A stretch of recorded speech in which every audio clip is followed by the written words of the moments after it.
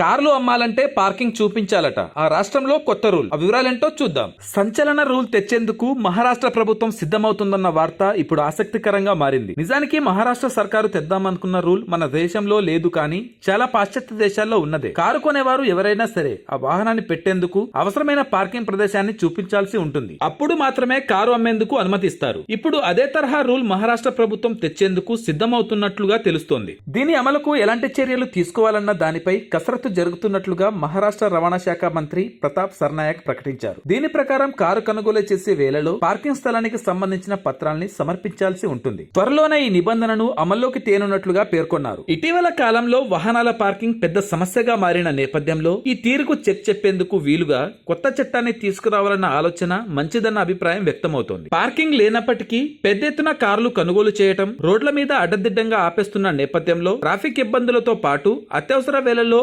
అంబులెన్సులు, fire ఇంజన్లు వేగంగా గమ్యస్థానానికి చేరుకోలేని పరిస్థితి. అపార్ట్మెంట్లలో నివసించే వారు సైతం తమకు కార్ పార్కింగ్ స్థలం లేకున్నా వాహనాల్ని కొనుగోలు చేయటం ద్వారా ముంబై మహానగరంలో తీవ్ర ఇబ్బందుల్ని ఎదుర్కొంటున్నారు. ఈ నేపథ్యంలో ఈ సమస్యకు చెక్ పెట్టేందుకు వీలుగా మహారాష్ట్ర ప్రభుత్వం ఒక ముందడుగు వేస్తున్నట్లుగా చెప్పక తప్పదు. మిగిలిన రాష్ట్రాలు సైతం ఇదే తరహాలో ముందుకు వెళ్లటం చాలా అవసరం. అయితే తాము తీసుకురావాలన్న నిబంధనపై విమర్శలు వచ్చే అవకాశం ఉందన్న మంత్రి, మధ్యతరగతి ప్రజలు కార్లు కొనుగోలు చేయొద్దని మేము చెప్పట్లేదు. దానికి అనుగుణంగా పార్కింగ్ స్థలాన్ని ఏర్పాటు చేసుకోవాలి. ట్రాఫిక్ రద్దీని కంట్రోల్ చేయడానికి ఇలాంటి చర్యలు తీసుకుంటున్నాం. ఈ నిబంధనను త్వరలో అమలు చేసేందుకు CM Devendra Fadnavis deputy CM Eknath షిండేతో కలిసి చర్చించనున్నామన్నారు. Thanks for watching.